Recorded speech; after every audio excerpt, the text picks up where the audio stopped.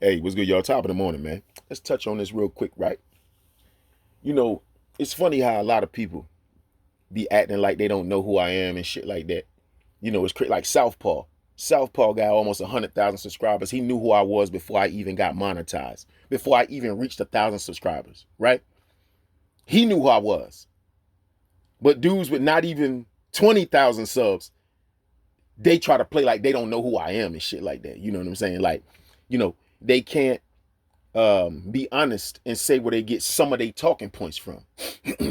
You feel me? But it's all good though. Like I said, man, the same energy that y'all got now towards me, all I ask is that you keep the same energy, because you're going to be exposed after a while stealing talking points or making a rebuttal to talking points, because you ain't gonna have no choice. As emotionally attached that y'all are to these fighters, I know that y'all gonna make a rebuttal to what I'm saying in this video in one of y'all lives between today and tomorrow. Did y'all just hear me? Ain't nobody been talking about what I'm about to talk about right now. Do you hear me? Not near boxing channel. I done watched from the smallest to the biggest. None of them are talking about what I'm going to mention in this video. So, just so you know, watch what they do. Watch what they do. They're going to talk about this shit that I'm talking about, and they're going to act like they are the originators of the talking point. Watch what the fuck I tell you now. Okay, now with that being said, I made a couple videos yesterday. You know what I mean? One in regards to some mistakes that I saw Jerron Boots Ennis make Saturday night against Lima. It's a few people that say that they don't agree with me. They think that Bud would beat, uh, that Jerron Boots Ennis would beat Bud Crawford, but they couldn't explain to me exactly how, like what they saw in Bud or what they saw in Jerron that would make them come to that determination. You know what I'm saying? Um, what good things do you see in Jerron that you don't see in Bud that would make you think that Jerron would beat him? Or what mistakes do you see in Bud that you think that Jerron Boots Ennis could capitalize off of? It wasn't none of that. You know what I'm saying? So, I'm just looking at different fights and things of that nature. I'm looking at the Corinne Kukadajian fight. When he fought Corinne. And when I put the name in, for one, it's hard to find him. It was hard to find his last fight. It took me almost 10 minutes to find his fight on Saturday. Corinne Kukadajian, it took me like 10 minutes to find it. I'm like, yo, where is this fight? You know what I'm saying? But in the midst of that, I'm seeing shorts of different points in the fight. You know what I'm saying? The different timelines where, they, chopped the fight up or whatever, you know what I'm saying, and made certain parts in the shorts. And I posted it in the community post with a red arrow pointed to Jerron Boots Ennis' feet in his fighting stance in the middle of the fucking ring, okay? Check it out. In your spare time, when you get done listening to this video, go check it out. In that short, or in that diagram, that short, right, that picture, it shows Corinne Kukadajian setting up, squared up, ready to throw a right hand at Jerron Boots Ennis, right? I mean, I'm not squared up. Excuse me, I said that wrong. But in fighting stance, you know what I'm saying? At an angle with his left foot in the back, his front foot in the front, and he's at an angle, throwing a right hand, about to throw a right hand at Jerron Boots Ennis. And if you look at Jerron Boots Ennis is damn near squared completely up with that guy. His feet are squared up. And what I'm trying to tell y'all, I catch Jerron Boots Ennis doing that shit all the time. All the time. That's an amateur mistake. Do you hear me? That's an amateur mistake. Listen, when my coach, when I was 17, when they was teaching me the jab, after I learned the jab, they taught me footwork and they, bruh, drilled in me, bro. Every time I got in the ring to spar, you squared up, B. You squared up, B. And I was getting caught with shit. Get caught. You squared up, B. Now see with Jerron, he may not get caught as cleanly with the caliber of fighters that he's fighting because all he got to do is turn his head and he'll take something off the punches if he can't get his hand back up to his face quick enough to deflect the punch because he drops his hands. He punches a lot of times, and when he punches with a power shot, he leaves that motherfucker out there. Like he admiring his work or something. Nigga, bring that phone back to your chin, sir. Huh? Bring it back to your chin. Shit like that is why Corinne was able to have so much success and make the fight look so competitive. You know why? You know why? Because Corinne is I'ma say, he puts basic boxing fundamentals first. People who use and don't forget their basic fundamentals are usually always the most successful. When you showboat, you know what showboating does? It gets you away, or it makes you forget certain basic fundamentals that you were taught. Because you start doing this to certain fighters and you see that it's working. Shit, I ain't got to hold my hands up. You know what I'm saying? I'm quick enough to get out the way and be, okay? Well, yeah, with certain fighters, you will be. You know what I'm saying? Throwing long, wide uppercuts and bro, Boots be open like a motherfucker, yo. What was special about Corinne? He had success moving away from Boots in the first fight, and he had success staying in the pocket with Boots in the second fight, bro. I can't make this shit up. The only reason he kept having success, listen, when Boots is the aggressor, he's open, okay? And so Corinne was capitalizing off of Boots' mistakes that first fight. Just capitalizing off mistakes, just kind of countering him and showing him where he was making mistakes at. You know what I'm saying? What do you think Bud Crawford would do? You don't think Bud Crawford with his boxing IQ is going to see the same mistake that I keep seeing? A fucking amateur boxer with only 2 amateur fights, bruh. That's a big flaw. Do you hear me? I tell you what, any boxer, any professional boxer that's listening to this, tell me I don't know what I'm talking about. Get in here then. If I don't know what I'm talking about, get in here and tell me I don't know what I'm talking about. Tell me that he ain't squared up, and that ain't one of the biggest mistakes that you can make in boxing, and they teach you that shit in the amateurs. Get in here and say, you don't know what you talking about. Yeah, you just hating. You just hating on it. You know what they're going to do. You know what they're going to do. You know what I'm saying? They get in their emotions. They be in their emotions so much, it won't allow them to think clearly. You know what I'm saying? You just incorporate everything with hate. You know what I'm saying? You just want to, bruh, no. You rock with Jerron, y'all rock with him, or you people that close to him, or all right, let's just say certain people that be from Philly. If y'all listen to this video, y'all need to show him the mistake that he keep making, bruh. If Corinne Kukadajian capitalize off of it, you don't think Jermell Charlo? Yo, you ain't never seen Bud Crawford, Jermell Charlo, Tank Davis, Shakur Stevenson. You ain't never seen none of them dudes squared up like that in the middle of no fucking ring. Never. Huh? Never. And all of them dudes capitalize off your mistakes and make you pay. All of them. I'm going to tell you who's really good at it. And if he had more power, he would be a force to be reckoned with if he had more power. Because I'm going to tell you, he's good at making you pay for your, Tank is good too, but Tank got the power. But if Shakur Stevenson had the power,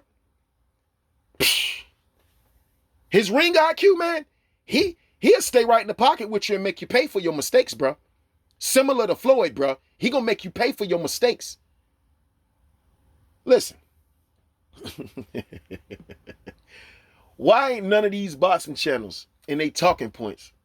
Why y'all never talk about the fact that, because y'all always mention accolades and, well, you know, he had 500 amateur fights. Lomachenko had almost 500.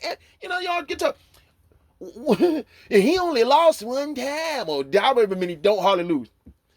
Y'all know that Jerron Bruce Ennis lost to Gary Antoine Russell 3 fucking times in the amateurs? 3 fucking times. Don't Gary Antoine Russell already got a couple losses on his professional record? Yeah, well, that's probably because he was fighting better competition than the competition that Jerron Bruce Ennis is going up against. If you go watch the amateur fight, you know why Gary Antoine Russell had that type of success? Because he's a basic fundamental fighter and he don't get away from his basic fundamentals. I'm gonna give you another example. When I told y'all how Jerron Bruce Ennis he'll throw his power hand and he'll leave it out there too long. Guess who else be doing that? Gary Russell Jr. Gary Russell Jr. He was doing it in his last fight that he stopped the guy. He was doing it in that fight. The dude caught him a couple times, but it didn't faze him because the dude didn't have the power to get to him like that. But what if he was in there with somebody with some real power or some real ring IQ? Of course he could get away with it. He was looking fast when he was throwing his combinations, but look how long he lead, like, and don't bring it back quick enough. Like they're admiring their work. You know who capitalized off of him doing that? Vasily Lomachenko. You see how he couldn't get away with none of that shit? Vasily Lomachenko made him pay for every fucking mistake. Why? Vasily Lomachenko don't get away from his basic fundamentals. He don't admire his work. When Vasily Lomachenko punch, he bring that phone back to his chin. Yes, sir. Oh, yes, sir. Regardless of his losses, you don't just be beating and catching Lomachenko clean now. You don't be just catching no Vasily Lomachenko clean. Because he puts first his basic boxing fundamentals, bro. They don't get away from that. You feel me? Never stay squared up. Soon as you punch, you bring that bitch back. With either hand, you bring that bitch back to your chin. So all you gotta do is little movement when it comes to deflecting punches. How the fuck you gonna deflect a punch coming at your face and your hands is down by your waist? All you can do is turn with the punch and hope you're not getting hit clean with it. You see Boots doing that a lot. You know why he has to do that? You know why he has to do that? Because he don't have to do it. He just got the skill set to where he can be quick enough. But that's dangerous. I was doing that type of shit when I was in the ring with the young boy. I was having my hands down. Look at my short. Go and look at my short when I was 38 and I was in the ring with the young boy. Just messing with the young boy, you know what I'm saying? On defense, showing him that he can't really hit me. That's it. You know what I'm saying? I was doing that with him. You'll see me moving my head back and just getting grazed by punches. Bruh, I'm only doing that with him because I know I can. That's not proper. It might look good to y'all, but that's not proper, bruh. Yeah, nah. The way Muhammad Ali used to sway back from punches, what happened when he got in the ring with Joe Frazier?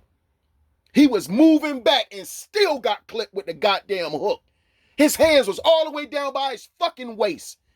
Am I lying? That's how he got caught. Moving back.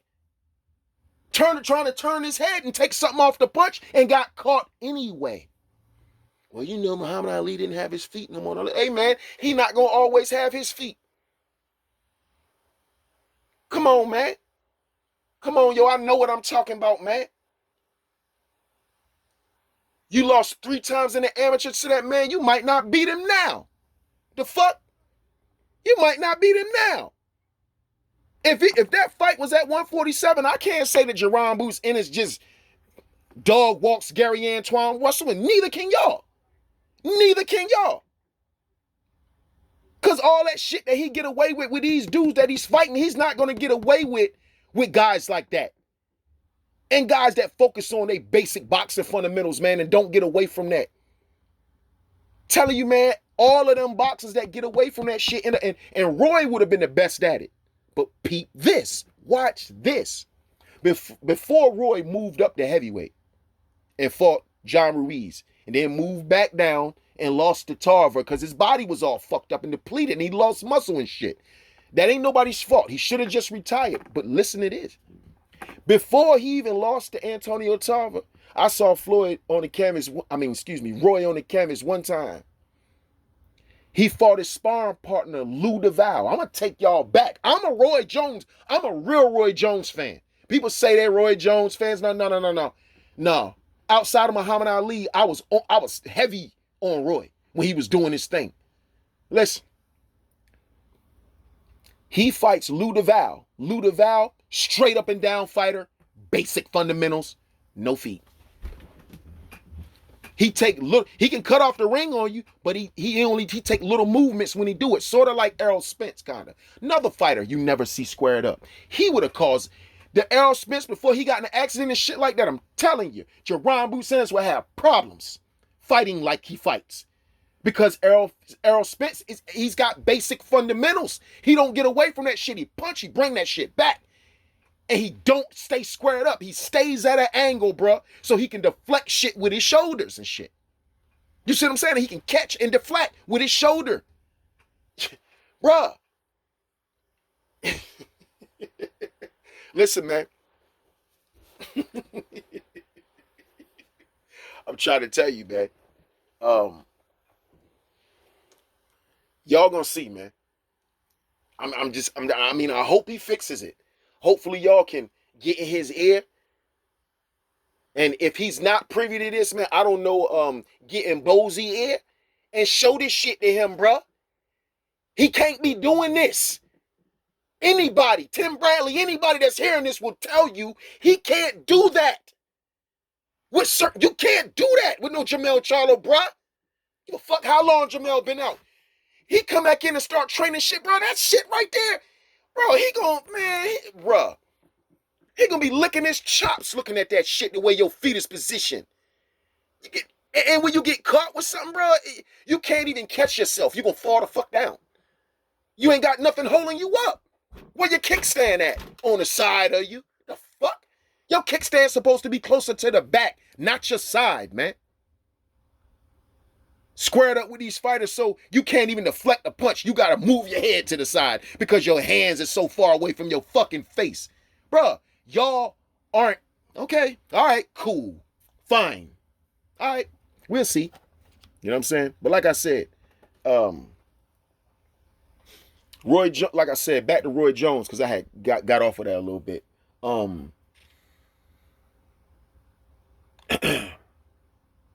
Roy Jones, he would have been the best at it, man. He should have just retired. He would have been the only one probably that would have got away with all of that slick shit. But like I said, Lou DeVal, a person that ain't even, I wouldn't even say Lou DeVal is as skilled of a fighter as an Errol Spence Jr. He took a lot of punishment from Roy. But when he got in on Roy, and he got in punching range of Roy, and Roy was doing all that shoe shine and shit, and when you punch, the more you punch and the more combinations you throw, you better make sure your distance is correct to get out the way of something, because you got to expect on a punch coming back because you're open now. You're punching. You're open. That's why they say punch with him. Punch with the kid. All you got to do is punch with him. I'm trying to tell you, yo. Try. Yeah. You know what I'm saying? Roy ended up on his ass. He got up and won the fight. But I'm just saying, bro. That's what happens, bro, when you get away from your basic fundamentals. This is why so many, how can I say it, hardcore boxing fans, they don't really like showboating. I don't see nothing wrong with it as long as you don't get too far away from your boxing fundamentals. You know what I'm saying? What you were taught originally in the amateurs. You know what I'm saying? You can't never get away from the fundamentals of boxing. Never let a style have you too big-headed because you done came up with some slick shit it's working for you. But these fundamentals are taught to us for a reason. Okay? They taught to us for a reason, bro. And Gary Antoine Russell, man, he was capitalizing off for every fucking mistake. He wasn't doing none of that slick shit because he couldn't. He couldn't do none of that slick shit against Gary Antoine Russell, man. You know?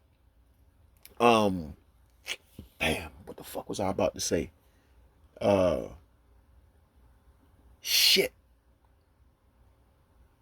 Damn, anyway, I don't know who he's about to fight next. I don't know if he's gonna fight Virgil Ortiz, but Virgil Ortiz may not have the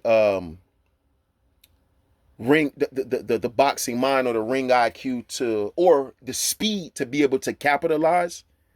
I ain't even gonna say speed, I'm gonna say timing. Because that's all really Corinne had. He was timing the shit out of Jerron Boots Ennis, bro. Frustrating the fuck out of Jerron Boots Ennis, bro. Doing all that slick shit.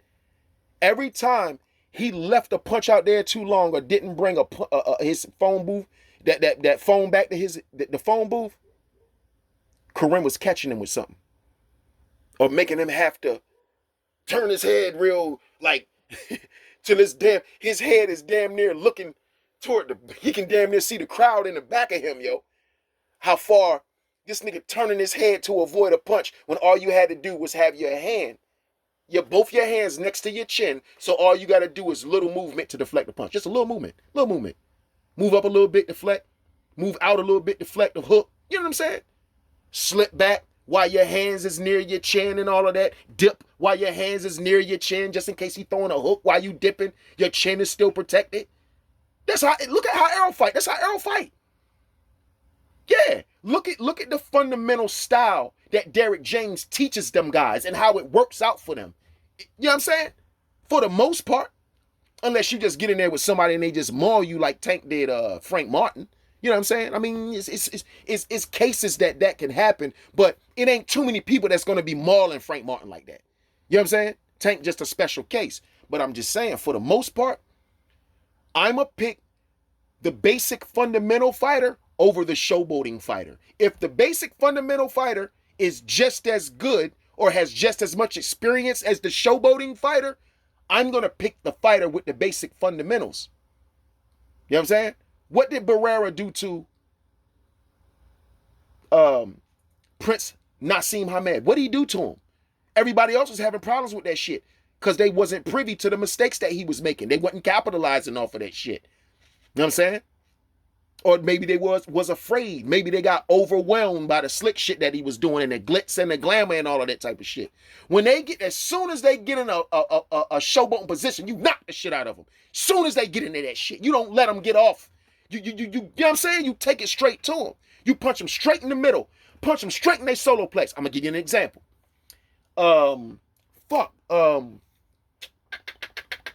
Man, yo, what was that fight with Errol Spence and the he fought the dude at 152. Damn, man, the white guy with the spiky hair. He was trying to showboat on Earl a little bit and wiggle his body and do all that little shit in the ring, telling Earl like no. Earl ended up beating the fuck out of him. But what I'm saying is, as soon as he started doing that shimmy wiggle shit, man, Earl went straight to his solo play. Boom, stopped all that shit, bro. And no more showboating. You know what I mean? I'm just saying, bro, even in the games, even in Super Punch-Out or them old boxing games when they be about to do their little move, hit them. You see what I'm saying? Real quick, hit them. You see what I'm saying? Stop that shit or take something off of that bullshit. You know? It's real shit, man, you know, but I ain't trying to draw it out, yo. I'm just saying, man, y'all gonna see. Y'all gonna see. If he don't fix this shit, y'all gonna see. Y'all gonna be mad at me or be mad, just be crying in the car like Bud Crawford say. But watch how these dudes take this talking point. Watch how these dudes try to either take this talking point or make a rebuttal off of it. Just as all of a sudden, now you're gonna hear about Gary Antoine Russell and Jerron Boots Ennis and the amateurs. You ain't hearing nobody talk about it. Now watch what the fuck I tell you. The only reason they won't talk about it today, they may wait a day or so, is because they don't want to prove me right. This is how smug these dudes is on these boxing YouTube streets or whatever you want to call it, bro. And I can't even make this shit up. You gonna see. Watch what I tell you. Now, y'all get in the comment section and tell me how y'all feel about the video. You know, I mean, you agree, you disagree. Leave some comments of how you see it. You know what I'm saying? Do you think that Jerron Boots Ennis is is he fundamentally sound? Do you think that these mistakes that he's making, if not corrected, will cause him problems?